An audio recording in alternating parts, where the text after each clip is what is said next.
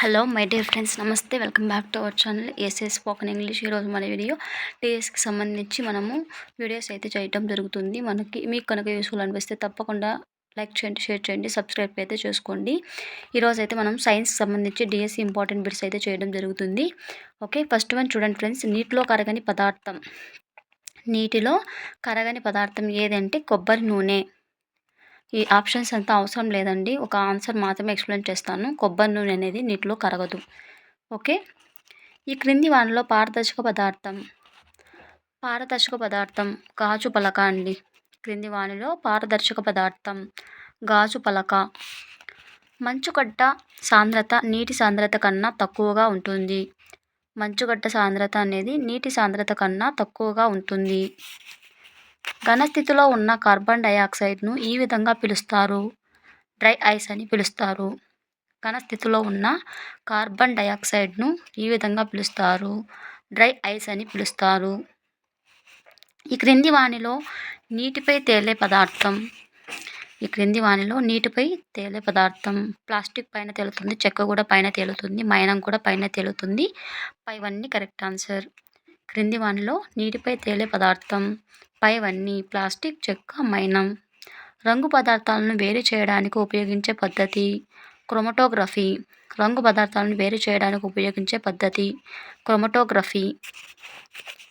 కాంక్రీట్లో ఉండనిది ఏది? సున్నం. కాంక్రీట్లో ఉండనిది ఏది? సున్నం.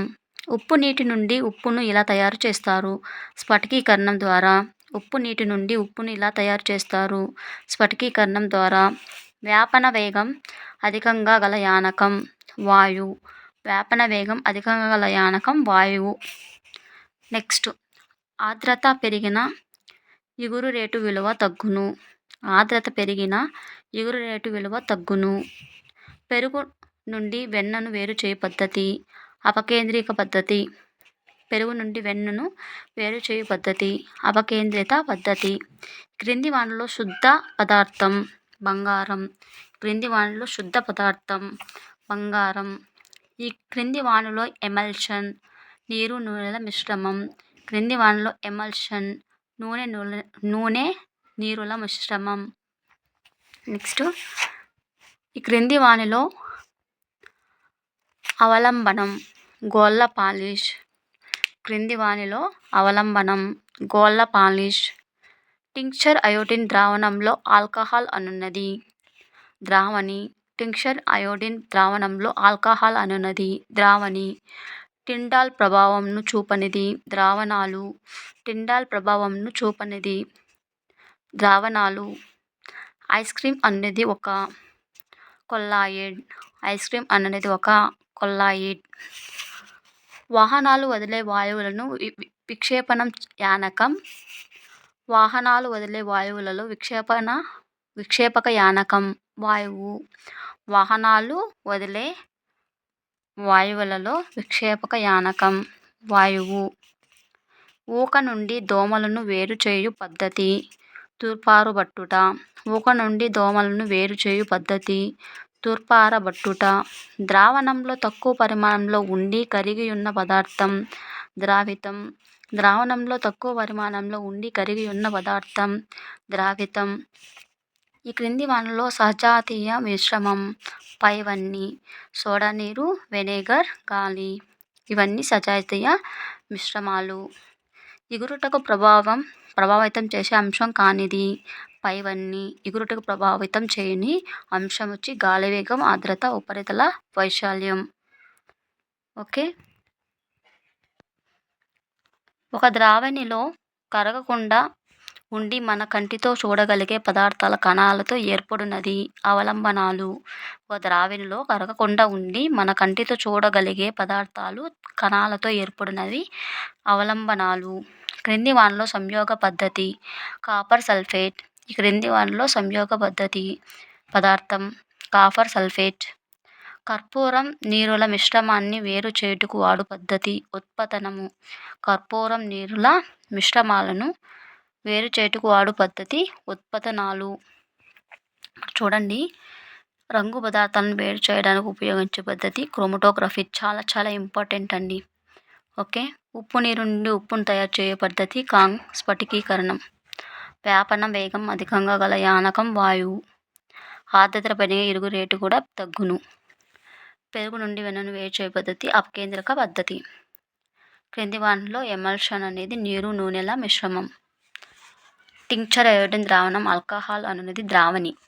టిండాల్ ప్రభావం చూపనేది ద్రావణాలు. ఐస్ క్రీమ్ అనేది ఒక కొల్లాయిడ్. వాహనాలు వదిలే వాయువులలో విక్షేపణ యానకం వాయువు. ద్రావణం ఒక నుండి గోధుమలను వేరు చేయుట పద్ధతి తూర్పారబట్టుట. నెక్స్ట్ క్రింది వాటిలో పారదర్శక పదార్థం గాజు పలక. నీరులో కరగనేది కొబ్బరి నూనె. చాలా ఇంపార్టెంట్ అండి ఇవి. మీకు కనుక యూస్ఫుల్ అనిపిస్తే తప్పకుండా లైక్ చేయండి. ఓకే. నెక్స్ట్ మెరుపులు ఏర్పరచు ప్రక్రియను ఈ విధంగా పిలుస్తారు: విద్యుత్ ప్రవాహం, విద్యుత్ విస్తర్గం. విద్యుత్ విస్తర్గం అని అంటారు మెరుపులు ఏర్పరచడాన్ని. సెస్మిక్ తరంగాలను దీని ద్వారా గుర్తిస్తారు. భూకంప లేఖిని ద్వారా గుర్తిస్తారు.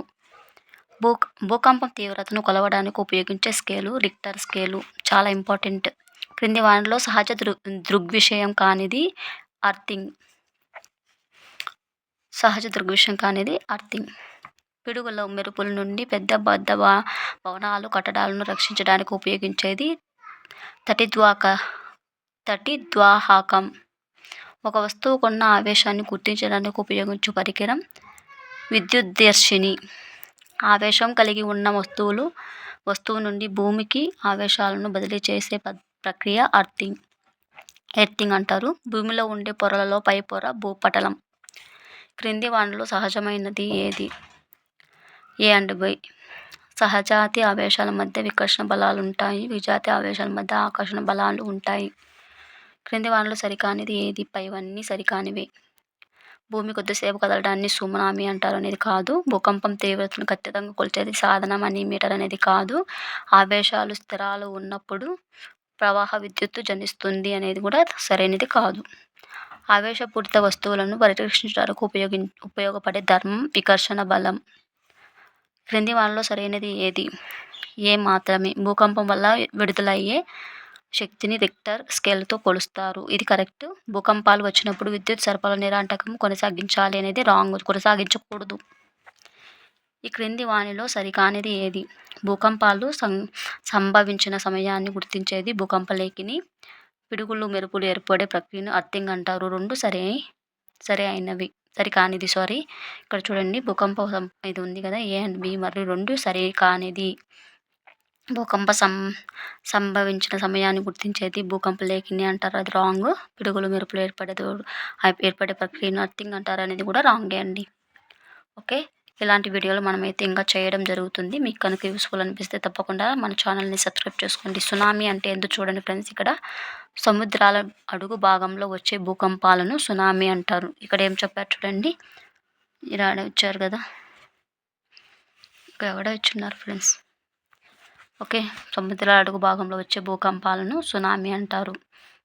తీవ్ర సునామీ వచ్చినప్పుడు భారీగా ఆస్తి నష్టం, ప్రాణ నష్టం జరుగుతుంది. రిక్టర్ స్కేలు, భ్రమక పరిమాణ స్కేలు రెండింటిని చార్లెస్ ఫ్రాన్సిస్ రిక్టర్ కనుగొన్నాడు. అందుకే రిక్టర్ స్కేల్ అన్నారు.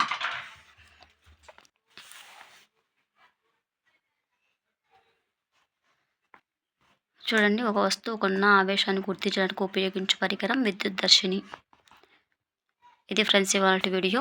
మీకు కనుక యూస్ఫుల్ అనిపిస్తే తప్పకుండా ఛానల్ని సబ్స్క్రైబ్ చేసుకొని మీ ఫ్రెండ్స్ అండ్ ఫ్యామిలీ మెంబర్కి షేర్ చేయండి. కంటిన్యూ చేయడం అయితే జరుగుతుంది అన్ని సబ్జెక్ట్స్.